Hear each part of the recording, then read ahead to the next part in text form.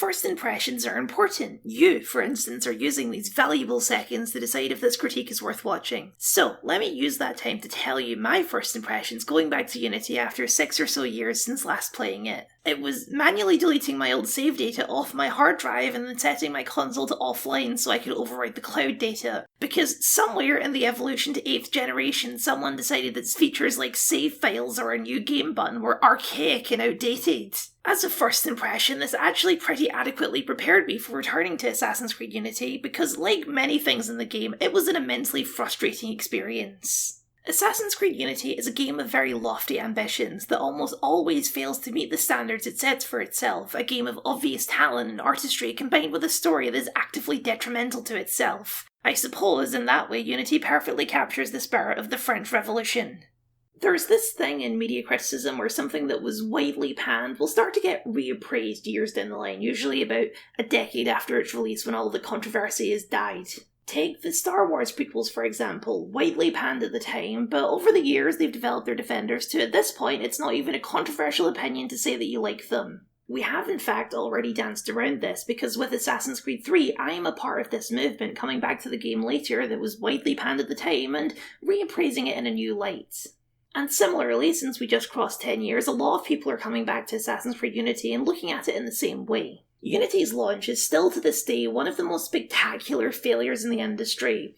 NPCs missing their faces, constantly clipping through the earth. There's still hours and hours of compilation videos on YouTube showing you some of the most ridiculous bugs you've ever seen. It was so bad that they actually gave everyone the Season Pass DLC for free and gave everyone who bought the Season Pass a free game of their choice. That's the amount of goodwill they had to try and scrabble back after the disastrous launch. And for a long time, that was really the lasting legacy of Assassin's Creed Unity, a testament to the greed and stupidity of the AAA industry. And I would say a real turning point for Ubisoft as a company when they really started to develop their sour reputation. It's been a decade since then, most of the egregious bugs have long since been patched out. The time has come for reappraisal of Assassin's Creed Unity. And many people have been coming out of the woodwork to say that Assassin's Creed Unity is good, actually, that with all the bugs gone it might even be one of the best games in the series. And given my usual track record for this sort of thing, I think you can already guess where I stand.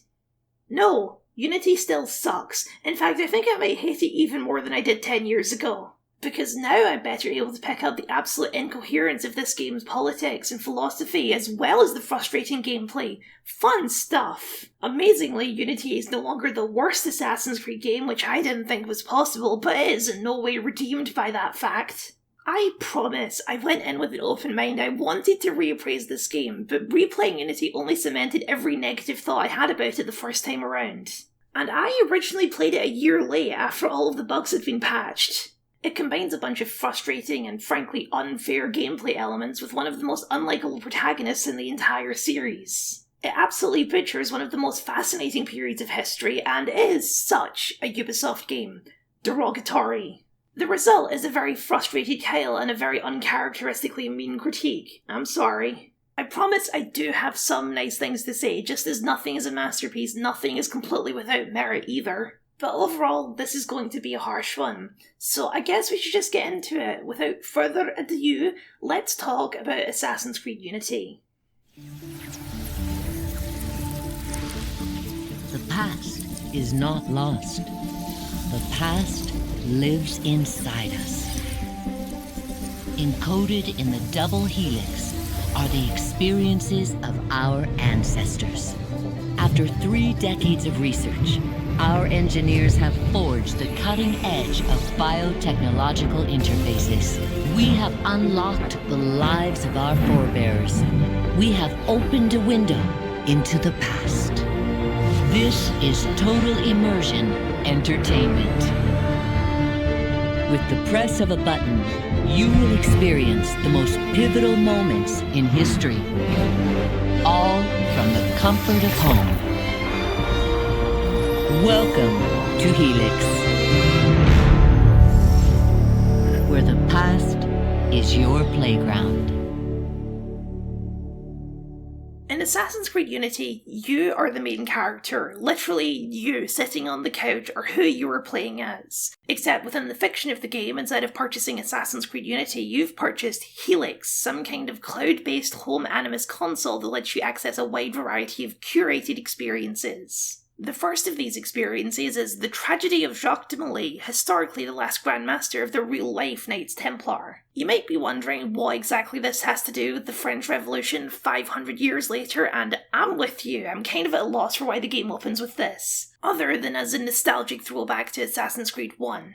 Unity is clearly supposed to be a bit of a soft reboot, or at least an entry point for newcomers to the series, as evidenced by the fact that it's not called Assassin's Creed 5. The game can be played without playing any of the previous games, and a newcomer should largely be able to follow along just fine. So this introduction is probably supposed to familiarise newcomers with the concept of the Animus, but as to why it starts here specifically? Some of the things in this introduction do come up later, but they are ultimately very minor connections, like the magic sword, which isn't even referenced until it shows up again in the very last mission of the game. And the guy you play as in this opening doesn't even have a name on the Assassin's Creed wiki. But obviously Unity isn't actually the story of Jacques de Molay's advisor, so the assassins hack into your console to recruit you into their fight by showing you the memories of Arnold Victor Dorian, a young Frenchman living during the time of the French Revolution. Arnold's story starts off a little complicated. As a boy, his father is murdered and he's taken in by one of his father's friends, Francois de la Serre, to be raised as a ward. Arnold also falls in love and enters a relationship with de la Serre's daughter, Elise. And Arnold coasts through life as a rich nobleman until the day that de la Serre is murdered himself, and Arnold is pinned for the crime, landing him in the Bastille. This is really the driving force of Unity's narrative, finding out who killed de la Serre and why, and then avenging him. The twist is that rather than being an assassin, Francois de la Serre was the Templar Grand Master, and his daughter is also a Templar. Arnold's real father was an assassin, which is where Arnold turns when Elise leaves him and blames him for her father's death. This makes it a very strange decision from the assassins as a story that's supposed to show you, the player on your couch, the importance of the fight against the Templars which they are trying to recruit you into. A story which immediately showcases the Templars as good people who take in orphans. But this is just really emblematic of how half-assed the modern day story is this time around. It's all communicated via quick cutscenes of a lady who for some reason isn't Rebecca talking at you about vague stuff. Abstergo in the modern day are as evil and sinister as they've always been, but the actual story of Unity, the Unity part of the title, is about the potential of assassins and Templars to settle their differences and work together. The disconnect between the modern and past stories has never been stronger, and I honestly don't know why they even bothered, considering that by this point in the series, I don't think either the developers or the players are interested in the modern day plot. Although I will say that I personally find the entire concept of this absolutely hilarious. The assassins are recruiting a bunch of gamers in order to hack Abstergo for them just by having a pretty lady ask them to do it. You just made me, a schlubby guy on the couch, a target of the most powerful people in the world. So thanks for that. I'm almost certainly going to be murdered now.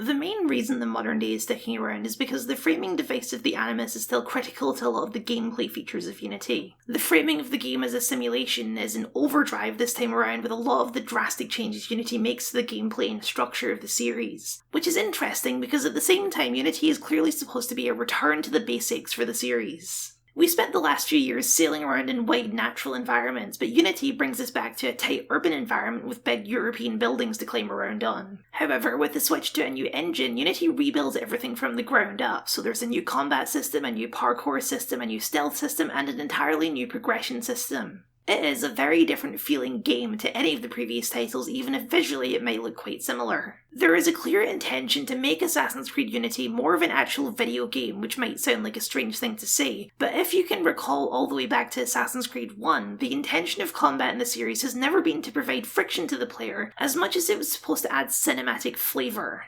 Unity is the first game in the series where the combat actually has any kind of challenge to it at all. In Assassin's Creed 2, I demonstrated the facade of combat by standing still and waiting for the guards to kill me, showcasing how hard it is to actually lose in that game. And if I just do the same thing in Assassin's Creed Unity... Stay there,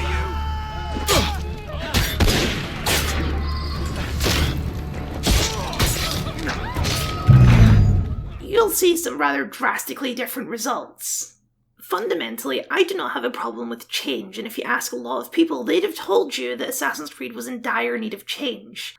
The problem is not that they made the game more difficult, the problem is that Unity's combat system just isn't very good. It's not actually, mechanically, any more complex than all of the previous games. The only real significant change is that you can no longer press 2 buttons and kill everyone. But you're still pressing the same buttons and parrying attacks to break defenses. Without the counter kill sprees, the biggest difference between Unity and the previous games is that fights take about 3 times as long, especially with the animations being slower to compensate for you being so much more fragile. That slowness leads to the bigger issue though, which is that in the late 18th century, guns were starting to get pretty good.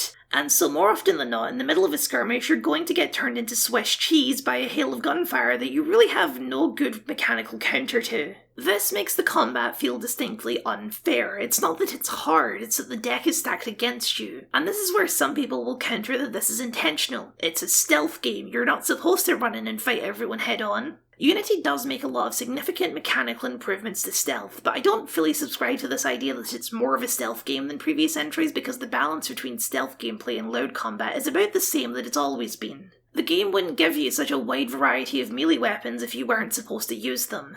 Stealth is certainly a lot more viable in Unity than it was in the previous games, with the addition of crouching to move stealthily, a much better cover system, enemy AI, which is theoretically more logical and easier to manipulate, and the expansion of stealth ranged options with the Phantom Blade, which is a wrist-mounted crossbow, just in case you were wondering where we're at on the crossbow scale.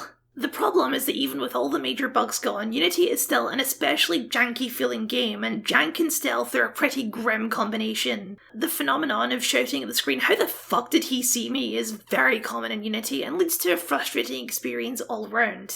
Part of that is the imperceptible differences of background numbers that come in with the game's new RPG-style progression system. There are now skills to unlock from a list and an entire gear system where each part of your outfit has different statistics that affect various different things, from the range of your eagle vision to the noise you make while walking. It's entirely possible that I keep being spotted because I'm wearing the wrong trousers. But a source of immense frustration for me in Unity, and frankly a bunch of games with this sort of system, is that I don't want to look like an idiot to maximise my statistics. Although frankly, most of the outfits in Unity look a little weird, especially with the overly bright colours the game gives you to work with, so it's better maybe to just lead into it. One of Arno's only endearing character traits is his terrible fashion sense. The one thing that makes all of these changes click into sharper focus is when you engage with the game's back-of-the-box feature, co-op. The slower combat goes a lot faster with multiple players, the moments of unfair stealth can be compensated for with multiple people. The bold colours make more sense when it's supposed to make your allies stand out in a crowd.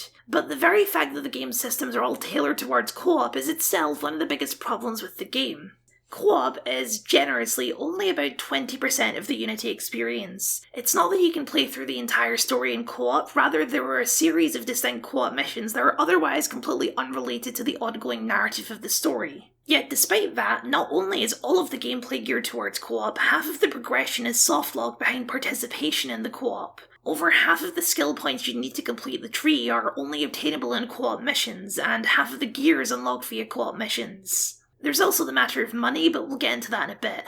The intention is that you dip into these co-op missions as you're working your way through the main story. The co-op missions have a difficulty curve, with some meant for low-level players and others meant for high-level players. And you might already see the inherent problem there, which is that a single-player game is a solitary experience, whereas a co-op game is a social experience, and the two mix rather awkwardly. Co-op stealth necessarily requires actual cooperation, so while you can play with strangers, it's clearly better to play with people you can actually talk to. So the intention is to have at least 4 friends all playing the single player at the same time and same pace occasionally come together to do a co-op mission. It's not a very well thought out implementation. You might have noticed by now, if you're watching and not just listening, a distinct lack of co-op footage as I discuss this, and that's because the online servers appear to be broken and have been for at least a year and a half now. They haven't been officially closed or anything, they're just broken, which is really fantastic. It's only the single most important front of the cover feature of the game. Ubisoft are generally pretty terrible when it comes to preserving their old games, which I have to say is immensely frustrating when you're trying to do a retrospective. I would love to get into some of the phone games like Black Flag's tie-in Assassin's Creed Pirates, but it's gone. You can't find it anywhere, it's just a piece of lost media. Just like this game's companion app, which is long since out of service, meaning there's about 1 million things in the game pointing you to the companion app which are now actively wrong. I did play the co-op back in the day, as evidenced by this tiny snippet of footage from one of my terrible old videos from 7 years ago, but Ubisoft has decided that the game is too old now, I guess, and therefore not worth fixing, which is very annoying. Thankfully, you can play the co-op missions on your own if you want, though they're going to feel a bit dead, and they're clearly balanced for multiple players. Now in 2024, Unity has become a fully single-player game, and that really just brings home what a silly idea it was to build all of the game systems around co-op. Even if it was a fun mode back in the day, and I remember having a moderate amount of fun with it, it wasn't worth compromising the integrity of 80% of the game for. Either the whole game had to be built from the ground up to support co-op for the entire thing, or they just shouldn't have bothered at all, and frankly, they shouldn't have bothered at all. Just as 2009 was the era of the tacked-on multiplayer mod, 2014 was the era of the tacked-on co-op mod, as we got a whole lot of game studio CEOs talking about video games' potential as a social platform. Why would a mostly single-player game need a companion app, exactly? Well, because all the good online games have one, of course, all the cool kids are doing it. To me, it all speaks of a fundamental lack of understanding of why people even like Assassin's Creed. A decision to deliberately put the brand name ahead of the reasons why people like the brand in the first place. Assassin's Creed is a single-player franchise, and every other game in the series aside from Unity is a fully single-player game, setting aside the multiplayer mods of the previous games, which were pretty much an entirely separate game by the time of Black Flag. I don't doubt that some people really wanted a co-op Assassin's Creed game, but I really doubt that they wanted it at the expense of a good single-player game. And if you have any doubts about the motivations behind this shift, you need look no further than the microtransactions. Black Flag already flirted with microtransactions by offering time-saver packs of resources for real money, allowing you to upgrade your ship quicker, and of course the multiplayer side has always been full of microtransactions. But Unity represents a shift into actively aggressive design. Keeping up with the power curve in Unity is pretty important. High-level enemies will kill you in seconds if you don't have the right gear equipped. But the right gear is expensive, and money is slow to earn. Playing normally, this is going to mean a lot of grinding to get a full set of legendary gear. Or you can skip the grind with real-world currency, where you can pay the assassins to hack the stuff in for you. This is MMO design, and in fact, as I ran the same mission over and over again, trying to gather up enough money to buy the high-level gear, I was reminded a lot of my time with other MMOs. Actively sandbagging player progression in order to try and coerce them into spending real money is just really shitty game design, in my humble opinion, and this little system is here to stay for the rest of the franchise going forward. The microtransactions were actually less of a controversy at the time than something else to do with the co-op, which is that before launch there was a bit of a media kerfuffle when it came out that you couldn't play as a woman in co-op, which then blew up even further when Ubisoft famously explained that it would be too expensive to animate a woman. This whole controversy was actually based on a pre-release misconception that co-op meant there would be some sort of character selection, but that was actually overestimating Ubisoft's commitment to this mode that they built the entire game around. No, when you play co-op, everyone in the lobby just plays as Arno. You're just 4 copies of Arno in various coloured hoods running around. Apparently there was supposed to be a system where you would see other players as one of these 3 miscellaneous dudes on the cover, but for whatever reason that system never made it into the final game, so Arno just has 3 previously unmentioned quadruplet brothers. This is one of those when in doubt blame the Animus moments where the in-universe explanation is just that all of this is a simulation. All the other Arnos are just other people on their couches playing a video game for the assassins. But just because there is an in-universe explanation doesn't make it any less completely immersion shattering. It speaks to a feeling that comes across quite often while playing Unity, that the people making it just didn't really give a shit. They didn't think anyone would care that everyone is just the same guy in co-op, so they didn't bother fixing it, even though they left the now non-existent guys on the cover of the game. Immersion is often a punching bag in game criticism, and immersion is a pretty nebulous term, but to me it means the feeling that the world I'm looking at is real and tangible and worth getting invested in. And if the designers are willing to shatter the immersion so obviously, that it calls into question how invested I'm really supposed to be in the story. And if I'm not supposed to be invested in the story, then why are you even telling it? One of the most useful tools in your stealth arsenal is the disguise ability, and despite how useful it is and how often it's basically essential to pull off the stealth properly, I hate using it, especially in single player, because it's so obviously not what actually happened. If we're viewing these as the memories of a real person, Arno was not a magic shapeshifter, and I just can't wrap my head around building levels around a feature which so completely shatters immersion like this. Yes, it's all fine because of the Animus, but the Animus has never before been used as such a crutch like this. It was an explanation for the UI and the load screens, not for active gameplay elements that have a tangible impact on how you play the game and experience the story. Because the co-op missions do have a story, they're not directly related to the plot, but they cover a lot of significant events of the French Revolution that the single player alone doesn't cover. It's all just very frustrating.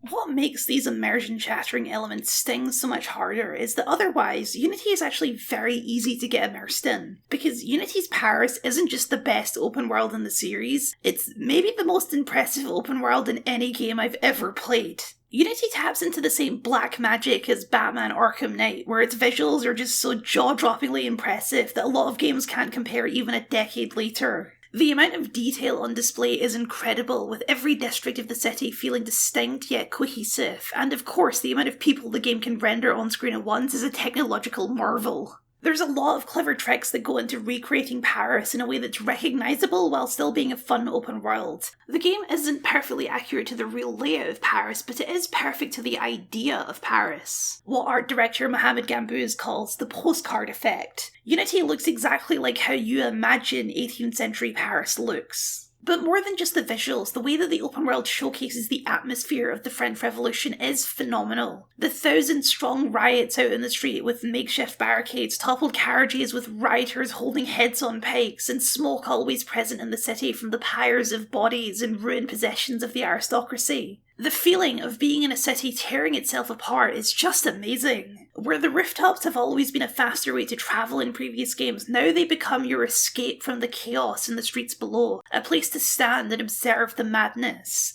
One of the things that seems silly to be excited about these days, but was genuinely exciting at the time, is that you can go inside a lot of the buildings without a loading screen. You can just hop through a window and be indoors. This is standard now, but for a long time this was a serious technical limitation, which is why the vast majority of the previous games take place outdoors. It adds to the intricate density of Unity's Paris immensely. Unity ditches a lot of the traditional open world activities like outposts in favour of things with a little more narrative value. There's still a huge pile of collectibles, but primarily the two main side activities are Paris stories and murder mysteries.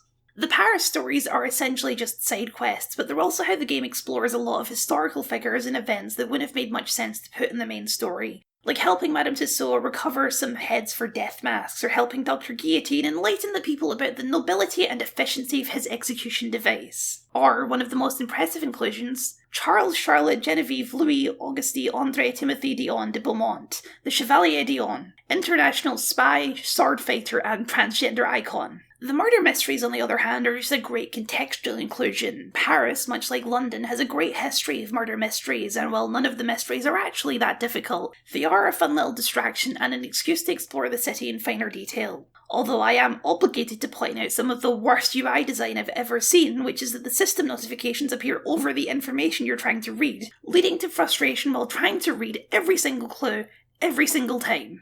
There is a third type of side activity that's kind of a radical swing from everything else, and that's rifts. At various points in the story, Abstergo will find you in the cloud or whatever, and you'll have to jump through a rift into a different simulation. And each of these are of Paris in new and different time periods. The Belle Epoque in the late 1800s, occupied Paris in 1944, and back to medieval times in the early 1300s. The first time through, these are just sort of flashy tours, but you can come back later to collect some data packs and save some agents who apparently got themselves stuck in the cloud. And the only reason I can figure for these being in the game is that they put a lot of work into these little snippets and didn't want them to be used only once. Which is fair enough, each of them are pretty cool, even if Arno running around in them looks kinda weird.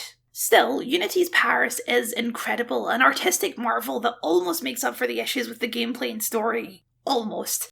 Another problem starts to rear its head when the characters open their mouths. Ha! Got you now, you little shit! Just a little misunderstanding, nothing to... Your master's harbouring a common criminal. In broad daylight, he broke into my home and stole my watch. Did he indeed? Well, I'm sure the Marshalsea would be more than willing to sort this out. Yes, everyone in France speaks with an English accent. This is actually pretty common for media about France, especially in Hollywood, but it's a drastic change from the previous Assassin's Creed games, and in fact every other game to come after this as well, which have always made a point of having characters speak with a regional accent of their country. Ezio is very much Italian, and even in Liberation, Aveline spoke with a thick French accent. When asked about this change, creative director Alex Amancio had this to say. It's an artistic choice. It's a new generation, and the story is a little bit more serious, and having everyone speak in a thick French accent would detract a lot from the experience. I find this to be a terribly unconvincing answer, and in fact I argue the opposite. To me, having everyone speak with an English accent detracts from the experience. Also, the suggestion that French accents are somehow less serious than English accents is just a very strange implication on the face of it. I wasn't aware that French accents were inherently silly. As part of the justification for this change, Amancio brings up that it's already unrealistic to have everyone speaking English, so why does changing the accents really matter? And on a surface level, he might be right, but having the accents in previous games added a layer of authenticity that's missing from Unity. Even if he's speaking English, with the accent, Ezio still registers as an Italian man. Arno, on the other hand, speaking with his posh English accent, can only register to me as a man from central London, and that detracts from the overall feeling of the world. It is immensely distracting to be in a Paris full of Londoners. It looks like Paris, but it sure as hell doesn't sound like Paris. It does beg the question, though. Why English? I mean, most of these actors aren't English, most of them are Canadian. So if you're going to change the accents, why not let the actors keep their natural accents? Part of it is that for whatever reason an English accent sounds more historical to people, but I think the other reason is so that they can play into class stereotypes with accents. English and British accents are extremely regional, but moreover they're very much associated with class in a way that's honestly kind of problematic. Like, when I talk like this, governor, you're probably picturing something like Oliver Twist, right? Some kind of dishevelled Dickensian orphan. In reality, that's just an East London accent, or at least my terrible version of one. But that accent has become synonymous with being poor, while a posh Central London accent has become synonymous with being rich and classy, in the same way that I sound rather posh amongst Glaswegians. The French Revolution is inextricably linked to class. It's a time specifically when the middle and lower classes revolted against the upper class and chopped off a lot of their heads. And Unity wants to use this accent trick as a way to quickly tell the player which class a particular character belongs to. It couldn't do that with French accents. I'm sure that French accents do the exact same thing in French, but in English the majority of the audience would not be able to pick up on that kind of nuance. If that is the reason they chose to do this, then I think it was a bad reason. That shorthand is not a good enough reason to break with franchise tradition and compromise the authentic feeling of the story, especially when your lead actors are not even particularly good at doing an English accent to begin with. Are you wearing one of my father's suits? Are you wearing a dress? Don't even start. I feel like a mummy wrapped up in this thing. Must be quite an occasion to get you so fancy. It's not like that. Truth be told, it's a lot of ceremony and pontification. Dull as dirt. Seriously, what is she doing? What was the direction here? I hope non-British people are able to pick up on how bad this sounds. And I'm sure a bunch of the previous regional accents are bad too, if you know what to listen for. But at least they're aiming for the right region. I promise I have valid reasons to dislike Elise as a character, but her weird-ass accent certainly doesn't help matters. And I suppose now's as good a time as any to actually start talking about the story. Unity's narrative has 3 major focuses, and each of them are intertwined in a way that's going to make them difficult to talk about, but I'm just going to have to power through. The most important, front and centre narrative is the Romeo and Juliet love story between Arno and his adopted sister. She's a Templar, he's an assassin, their love is forbidden, and yet the heart wants what it wants, etc, etc. The second focus is the backdrop of the French Revolution and how it plays into the third focus, which is the ongoing Assassin-Templar conflict throughout history. I'm going to start with the love story because I think first and foremost the most important thing to establish about Unity's story and the problems with it is that Arno Dorian sucks and I don't like him. Arno is the answer to a question that absolutely nobody was asking. What if Ezio had no riz? Everything from his design to his backstory to his attitude is clearly supposed to invoke Ezio in a way that's honestly kind of embarrassing. Like Ezio, he's a nobleman who experiences a great tragedy in his youth that hardens him and sets him on a quest for revenge. Like Ezio, he's quippy and charming and easygoing, and like Ezio, he's a ladies' man, only this time only for one lady in particular. The difference is that Ezio actually is charming, where most of the time Arno just comes across as an annoying brat who needs a slap. Arno is the guy who always needs to get the last word in, even when it isn't an argument. He's not so much charming as he is snippy, and that's really not an endearing character trait. You've proved yourself a true assassin today, and a true assassin must have the proper tools. So the concealed blade and the smoke bombs were just what you had on hand then? Oh, shut up, Arno, they're being nice to you. While a lot of Ezio's story in Assassin's Creed 2 is about him growing up and becoming wiser, Unity is sort of like exploring what would happen if that just didn't happen. If the Ezio from the beginning of the game just sort of stayed that way the whole time, and the result is a very annoying and off-putting protagonist. He's showy, always thinks he's right and lets everyone know, refuses to listen to his superiors, and just sort of generally acts like a spoiled brat. And annoyingly, the game is written in such a way that I'm pretty sure I'm supposed to think Arno is cool and that his quips make him a suave badass. More than just having an off-putting personality though, Arno's goals and motivations are really vague. He joins the Assassins not out of any sort of belief in the cause or in helping people, but to get the training required to hunt down De La Sera's killers. What he plans to do after that, I actually have no idea. I don't think even he knows, because he's just sort of coasting through life. He wants revenge, and he wants to be with Elise, and beyond that, he's just pretty blasé about everything else. Just in case you were wondering if Arno's actual dad's death ever comes up again, the answer is no. Charles Dorian was murdered by a random Irishman for reasons completely unrelated to the plot of this game, and that Arno seemingly has absolutely no desire to uncover. Considering that it's a game set during the French Revolution, Arno has zero personal stakes in the revolution. If anything, he's trying to avoid getting involved as much as possible. And that disconnection is extremely weird coming from the last couple of games. Connor, as a Mohawk, is unwillingly drawn into the American Revolution because it will determine the future of his people. Edward is a pirate at the very centre of the rise and fall of the Golden Age. Arno's doomed love story could realistically happen anywhere in any time period. There's nothing about his journey that links him to the events around him. And I might be fine with that if it was a good love story. I am a sucker for a good love story, but unfortunately, by design, this isn't one. The game wants Arno's central conflict to be between his desire for revenge and his desire for love, and to facilitate this, it makes Elise the more revenge-crazed one than Arno. She's the one pushing him along on this quest and constantly putting herself in danger because she values revenge more than her own life. This makes Elise very hard to like because she's just not a very good person, and Arno's relationship with her borders on toxic. At the very least, she's bad for his health. I would not describe the two of them as having good chemistry. In fact, she spends most of the time calling him a naive idiot for joining the Assassins and not being as murder-hungry as her. I'm not rooting for this relationship. The forbidden love angle just isn't really a problem either. It was a Templar coup that killed Elise's father, and now she basically isn't a Templar anymore. And Arno never listens to what the Assassins tell him to do anyway, so for the last half of the game they're basically just independently working together regardless of their allegiances, because neither of them seem to care all that much about the beliefs and goals of their respective secret societies. In the end, Elise chooses revenge over Arno and it gets her killed. I can't really claim to be shocked or upset. That's what she said she was going to do the entire game, and then she did it. I mean, good?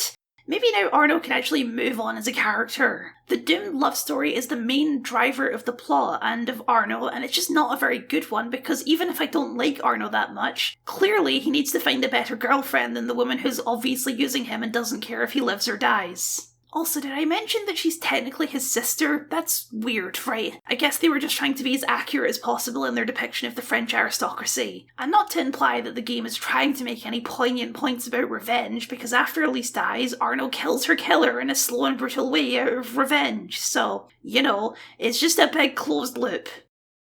While they are trying to avoid it, the quest for revenge is what gets Arno and Elise caught up in the revolution, because as is their MO, the Templars are working to manipulate things behind the scenes. And this is where we get some absolutely classic Ubisoft writing, because as it turns out, it's the Templars who orchestrated the entire revolution. In real life, the French Revolution was the culmination of many factors. France was massively in debt after fighting several wars, including supporting the American Revolution. There was a widespread famine that was causing much of the lower class to go without food, and both of these things were breeding a massive amount of resentment for the aristocracy, who seemed unaffected by these issues plaguing everyone else, living as they were in the lap of luxury. Not only that, but the system of government was fundamentally unfair. The Estates General, the governing body of France under the king, of course, was made up of three estates: the clergy, the aristocracy, and then the third estate, everyone else. And despite massively outnumbering the other two estates combined, the third estate only got a single vote and would therefore always be overruled by the first two estates. When all of this came to a head, the Third Estate marched out of the Estates General building to a nearby tennis court and declared themselves a new government of equal citizens, the National Assembly. One of the leaders of this movement was Honoré Gabriel Riquetti Comte de Mirabeau, who in this game is revealed to be the assassin mentor of the Paris Brotherhood.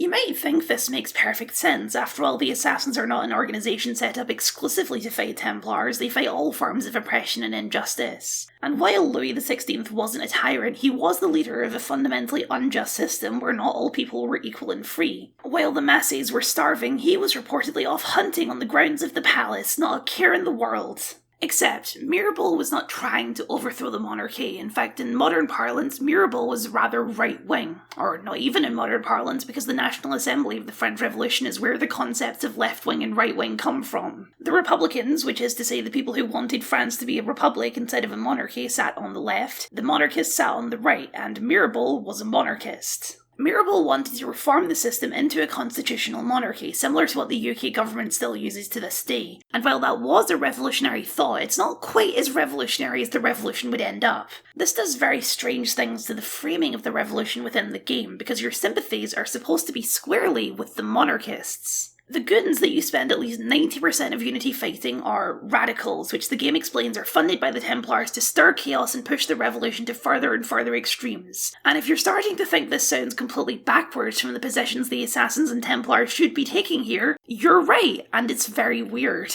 Unity, at least until Valhalla, was the least historically accurate game in the whole series, and the biggest reason why is because of all the ways it tries to frame the revolution and the revolutionaries as fundamentally bad and evil, because they took things too far and didn't concur with the moderate position of Mirabel and his allies. The Assassins are the agents of the status quo, and the Templars are radical freedom fighters. What the hell is going on? The game barely addresses this obvious contradiction in Assassin philosophy in a single exchange.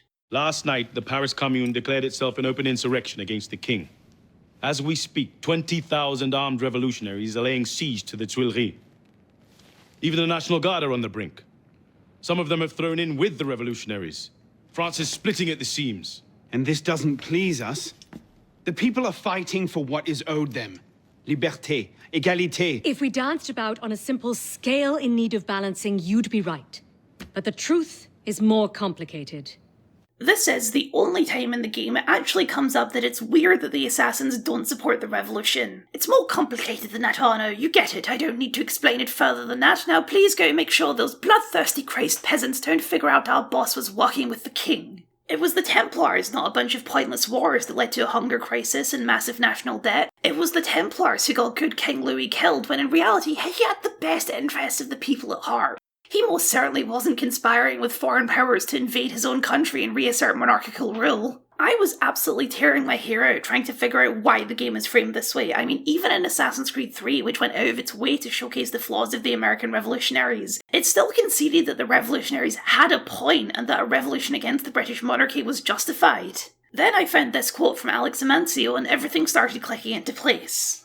There is no black and white. I mean, the Assassins and Templars are opposites. They have very different philosophies. One is about freedom and making mistakes. The other is about structuring people so that they don't make mistakes, because they need to be shepherded. What the game tries to show is that any two opposing political parties, when taken to extremes, just move back on themselves and become two faces of the exact same coin.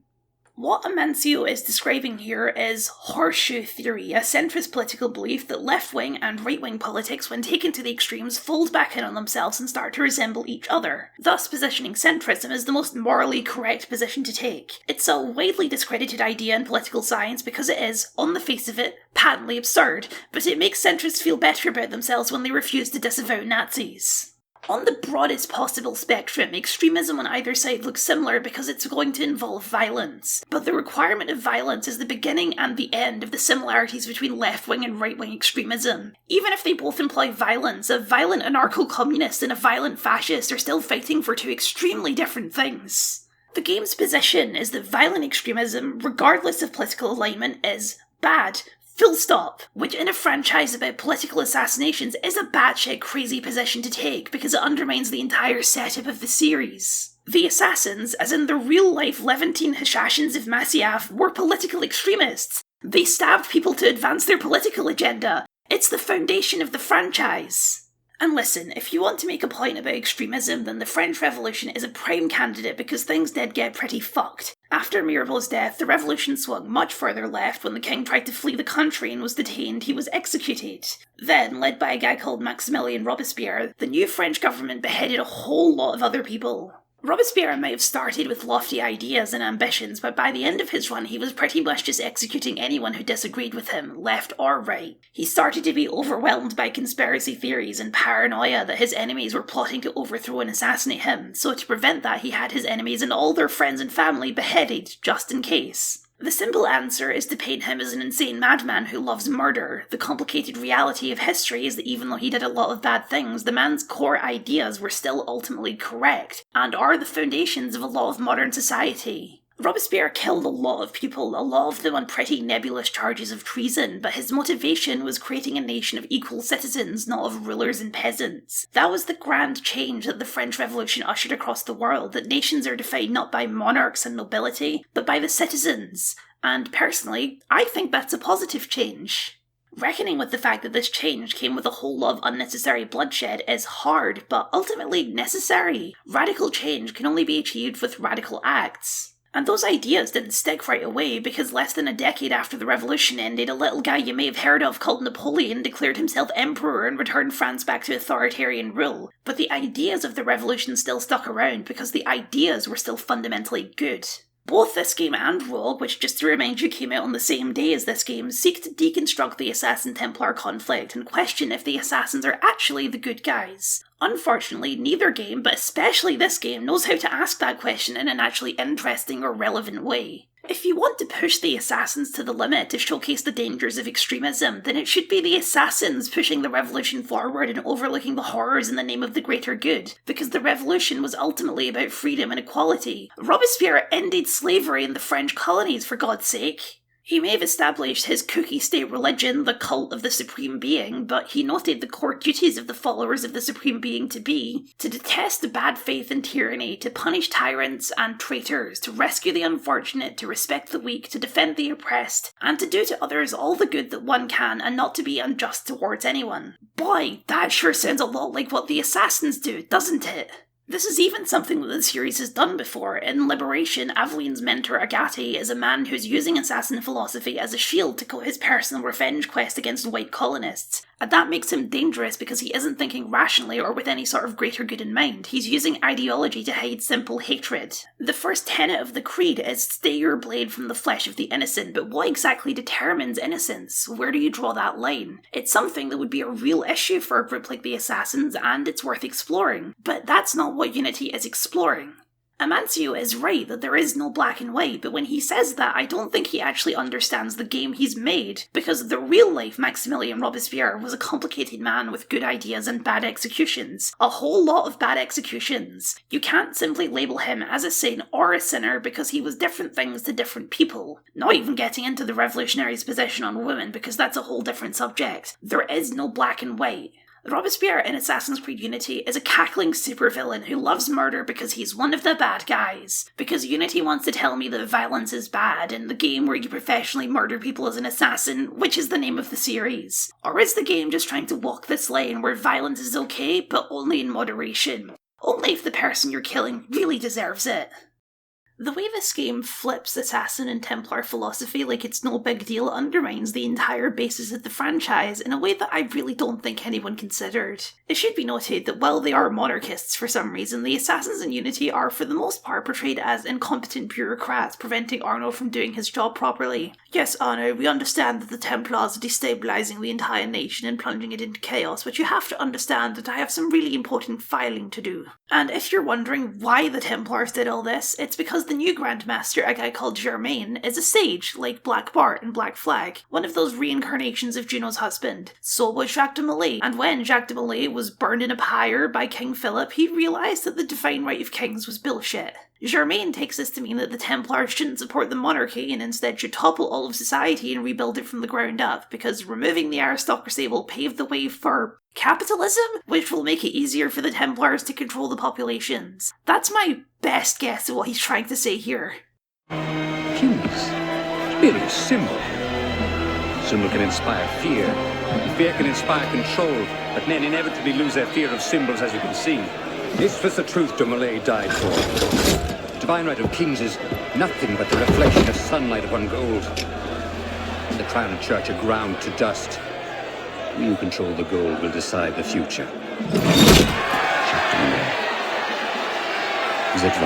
Now, My gut instinct says that this doesn't make any sense at all. First of all, the fact that money rules the world was already true in 1794. In fact, you may recall that one of the reasons for the French Revolution was that the country was in a massive amount of debt. If your goal is the subjugation of the human race, which is the Templars' ultimate goal, then all you're doing by abolishing feudalism is abolishing your own safety nets. Secondly, you've just established a governmental system that necessarily makes it harder for you to actually get control of the government, because now you actually have to win an election. You can't just be appointed to something because the king likes you. You've not made your life easier, you've made it so much harder.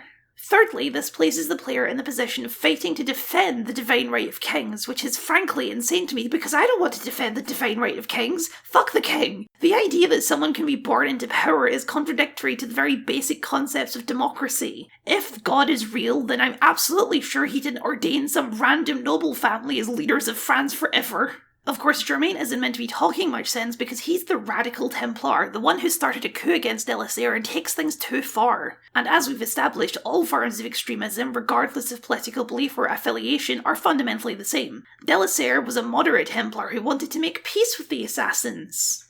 Peace between the Assassins and Templars is what the game frames as the ultimate goal, something which Arno and Elise working together seemingly proves is possible. And if you completely divorce the Assassins and Templars from the ideology that drives them, then sure, why not? Just as Germain was the Templar extremist, the Assassins get an evil extremist of their own in the form of Arno's grisly old mentor Belek.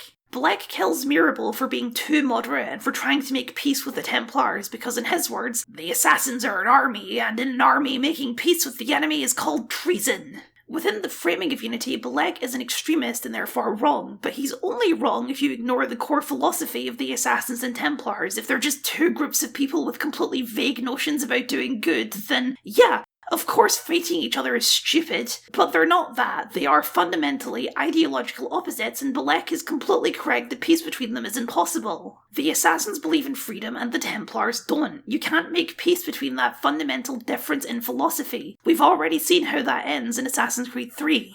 And of course, Belek never makes that point. He never addresses at all why he hates Templars so much. He just does because they're the enemy and he's an extremist who's lost any kind of rational thought. So yes, within the world that Unity creates, where the Assassins and Templars are just two secret societies with no driving ideologies or philosophies, Belek is the bad guy for perpetuating a war between the two groups. But if that's the case, then why are we even here? What's the point of any of this if the Assassins or Templars have no clear reason to exist?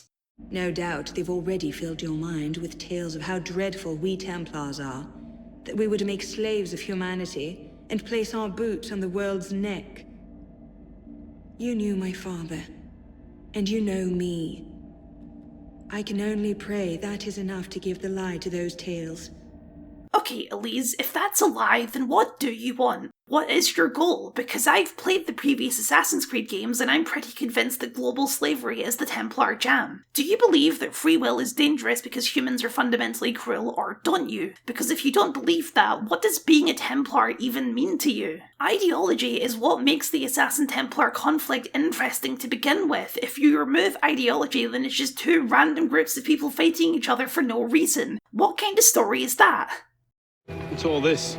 Robespierre. He's declared today a festival of the Supreme Being, a paean to the virtue of the nation and the citizens' duty toward it. Why does that sound familiar? As far as Templar doctrine goes, it's a loose interpretation. A loose interpretation? How loose are we talking here, Elise? Considering that the Templars don't care about nations or citizens and believe that all of mankind are base and cruel. As for the tenets of the cult, I know that when I think back to Assassin's Creed 2, I'm thinking about how much the Templars love punishing tyrants. I have to point out the way the Assassin's Creed wiki words this because I love it.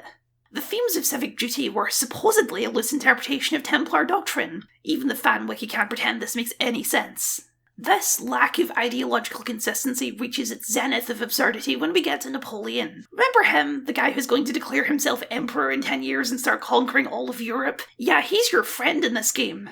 If there's one man who it can be said won the French Revolution, it's Napoleon Bonaparte. The societal upheaval created an environment where he could rise to a level of power and influence that not even the prior kings of France had achieved. And if there's one man in all of history that embodies Templar ideology, then surely it's Napoleon. A man who secured total authoritarian control and then used that control to start making wide-sweeping social reforms across not only France but all of Europe by choice or by force. A man who saw himself as a benevolent dictator doing what was best for France and humanity. Maybe that's why they didn't make him a Templar, maybe they thought he was too obvious a pick, but at the very least if it was Napoleon secretly orchestrating the revolution, that would make some kind of sense, because then it would just be a part of his grand plan to become emperor. And that makes a hell of a lot more sense than some vague notion of capitalism being a stronger form of control than literal control.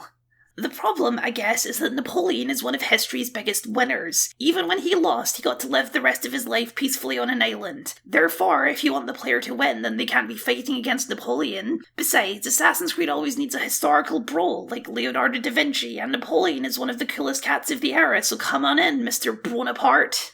The end of the game cuts to a flash forward with Arno giving one of the most meaningless speeches I've ever heard, but that's besides the point. It flashes forward to years later when, chronologically, Napoleon is now Emperor of France and Arno is still just hanging out with him as his buddy. And if the assassins will just let a man declare himself Emperor and take absolute control, then what is the point of the assassins? This is where you end up if you believe that all forms of extremism, regardless of motive, are bad, with the assassins being chummy with an emperor because his ascent to power was mostly bloodless. In previous games, the Templars made a point of using manipulation over direct action because it was more useful to them, and I guess that's fine. There's nothing inherently sinister about it as long as you're not being too extreme. We can have a reasonable discussion about the enslavement of mankind on the free marketplace of ideas. In a game where you spend 95% of your time murdering people, this moral is incoherent and makes the entire game feel like a complete waste of time. There are so many directions you could take with the French Revolution. It's one of the most controversial and hotly debated events in human history, even to this day, but they chose the dumbest interpretation. The interpretation that involves actively changing history to work.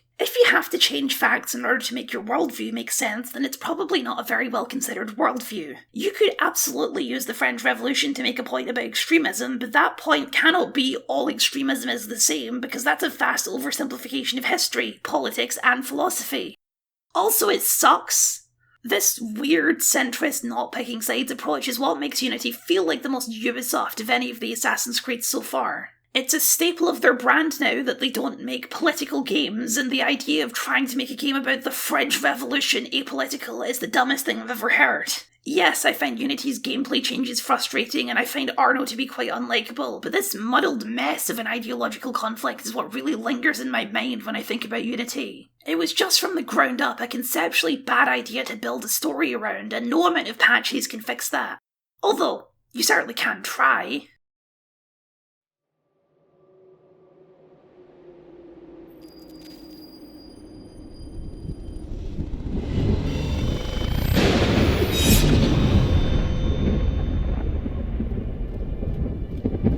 Hello? It seems like we've encountered some kind of a glitch. Hang on. Dead Kings is the only major DLC pack for Unity. It was supposed to cost money, but after the disastrous launch of the game, they gave it to everyone for free as an apology. And all things considered, I've had worse apologies, because Dead Kings is easily the best part of the game. It feels as if they listened to every single one of my problems with Unity and tried their best to fix it within the limited time they could with a DLC expansion. Dead Kings isn't quite an epilogue, but it is a direct continuation of where the game ends. It's even labelled as Sequence 13. After Elise's death, but before the years later flash forward, with Arno at a real low point. To me, the most interesting sequence in the base game is Sequence 11, where after being rejected by Elise for not being revenge mad enough and kicked out of the assassins for being too revenge mad, Arno goes back home to Versailles and drowns his sorrows in booze, becoming the town drunk. It's the only point in the story where Arno really moves past being a worse version of Ezio into something else, a miserable, bitter asshole. And with Elise now gone and him still out of the assassins, bitter asshole Arno's back with a vengeance. He's in the town of Saint-Denis, just outside of Paris, looking for a way to leave France forever. He's completely given up on everything and is just planning to run away from it all, and Saint-Denis serves as a good reminder of why. Atheism was sweeping the nation during the revolution, so for this brief period of time the town was actually named Franciade, because being named after a saint was a little too religious-y for the cult of reason. Saint-Denis is also the site of a royal crypt where many former monarchs and royals were buried. These two factors meant that Saint-Denis did not fare super well during the revolution. The crypts were all raided and the bodies of monarchs were removed and piled in a big communal pit, and the metal roof of the basilica was melted down to be turned into weapons. This was an era with no respect for history beyond its utility. Basically, the place was a real shithole in 1794, which makes it the perfect setting for a real shithole of a man to end up. The skeeviest of Arno's friends, Marquis de Sade, the guy whose sadism is named after, offers Arno a trip out of France in exchange for finding a manuscript in the crypts below the town. But along the way, Arno ends up uncovering a scheme by Napoleon to uncover some kind of ancient powerful artifact hidden deep below the crypts. Dead Kings isn't going for spooky as much as it's just going for bleak. The grey palette of Paris is replaced by an oppressive, dull brown atmosphere. The crowds around town are much smaller, and all around the feeling is just that this isn't a very nice place to be. The outfit Arno wears in this DLC, at least if you commit to the bit, isn't a fancy French nobleman's outfit, it's a rag.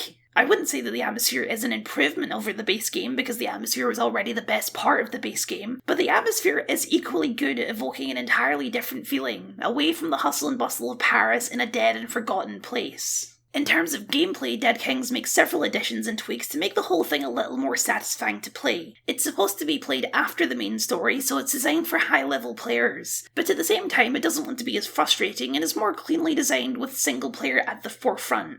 There's a new faction of enemies, the Tomb Raiders, who are individually weak and designed to swarm you in large numbers. But if you kill their boss, then all the rats scatter, so for either a skirmish or stealth, that gives you a clear target and makes everything progress much faster and smoother. Franciade is pretty small, but it also has an entire second underground level of interconnected crypts and caverns to explore, and exploring is made 10 times more worthwhile because the chests in Dead King have been massively rebalanced. Where a chest in Paris might net you a whopping 350 livres, a chest in the crypts is more likely to give you 15 to 30,000, massively cutting down on the grind to get all the end-level gear. You also get a new toy to play with, an absolutely ridiculous weapon called a guillotine gun, which is pretty much just a grenade launcher with an axe stuck to the barrel. But hey, I guess the raiders are scrappy, and a grenade launcher is a pretty good way to deal with a big group of enemies. As much as all of this is an improvement, it's really the story of Dead Kings that redeems the whole thing for me. It's much shorter and simpler than the base game, but also just much better written. It reckons with the fact that actually Arno isn't a cool guy and never was, and then figures out where to go from there. And I think eventually they land somewhere that actually works. Arno's problem of having no solid motivations has caught up with him. He's gotten his revenge and Elise is dead. So what exactly does he do now? He has nobody to tell him what to do and no clear motivations to do anything on his own. Coasting through life has run its course and now the road ahead doesn't seem like much of a life at all. This is where we introduce everyone's favourite trope, a wide-eyed youth. Which is a very cheesy note to hit, but I think it works, because telling an orphan that his parents are dead and life is pointless is a real rock-bottom moment for Arno. He's not that old, but he's adopted the attitude of a grumpy old man. Leon is idealistic, and his idealism over the course of the DLC starts to give Arno a new understanding of why the assassins exist in the first place. It was never supposed to be about revenge, it was supposed to be about helping people. Working with a bright-eyed kid on a treasure hunt reminds Arno that he's not actually the big cynic that he's trying to be, and that a person doesn't actually need a reason to do the right thing, they can just do it because it's the right thing. This is all coupled on the opposite end with a way more sinister Napoleon than the one seen in the base game, which is a pretty wild pivot, but a change that I appreciate. If I was in your place, I would not pander to— What does a rat want? Food, of course. You appeal to their self-interest. But you have miscalculated. Your people are dead. I know the human animal. What you fear, what you love. Is Rose a bad man? Undoubtedly. But I, Napoleon, can control him and turn him to what is best for France. The masses will gladly renounce their freedom if all can entertain the hope of rising to the top. The artifact inside the temple, I will bring them the illusion of hope, and I will lead us to glory. Hello, where have you been this entire game, cool and sinister Napoleon? You sure are sounding a lot like a Templar there, bud. Something which I didn't mention before is that, like George Washington, Napoleon showed up in Subject 16's ramblings back in Assassin's Creed 2, where it's implied that his sudden rise to power was because of the influence of an Apple of Eden. And while Dead Kings doesn't tell that story exactly, it does establish that he's actively looking for one and that he has an imperial plan once he gets it. It gives me hope that maybe they did have more interesting plans for Napoleon in the future, although if that's the case, the fact that they thought they were getting multiple games out of Arno is quite funny in retrospect. The main villain of the piece is actually a guy called Rose, who is a comically evil man who murders children, but that's fine because at least the game isn't trying to preach to me about the dangers of extremism anymore. He's just a weird asshole who deserves to die. Killing Rose and stopping Napoleon from getting the apple teaches Arno that the fight against tyranny and oppression does still have merit after all, and that now, more than any other point in the game, he is actually ready to join the Assassins. Dead Kings, the very tail end of Unity, is the point where Arno finally grows up, and I think he's all the better for it. I do genuinely quite like Dead Kings, but it's not enough, unfortunately, to save Unity for me. So even if I'm ending this critique on a slightly lighter note than I would be otherwise, that does not mean that all is forgiven. Unity is still immensely frustrating to me for the way it squanders its setup and wastes one of the most interesting periods of history and one of the best open worlds in all of video games. Unity is symbolic of Ubisoft's shift in design and business priorities. Or maybe not so much a shift as an exposure of the fact that they care more about money than making good games. This is just common wisdom now, and it's common wisdom thanks to Assassin's Creed Unity. So no, I don't think that the bugs were the main problem with Unity. I think that the bugs were hiding a lot of fundamental issues with the way the game is designed. They were hiding a bunch of fundamentally greed-driven ideas that put money ahead of art and the desire not to lose any customers ahead of saying anything meaningful. Oh, I tell you, it feels pretty good to be able to crap on Ubisoft without any caveats every once in a while, doesn't it? Unfortunately, I'm probably going to have to go back to being nice again next time. Ah, dear Arno, our hopes as to the future condition of the human species may be reduced to 3 points. Napoleon Bonaparte, you are under arrest for treason and deserting your post. The destruction of inequality between different nations. The progress of equality in one and the same nation. Final passengers! This must reach Al-Mualim in Cairo. Ha! And lastly, the real improvement of man.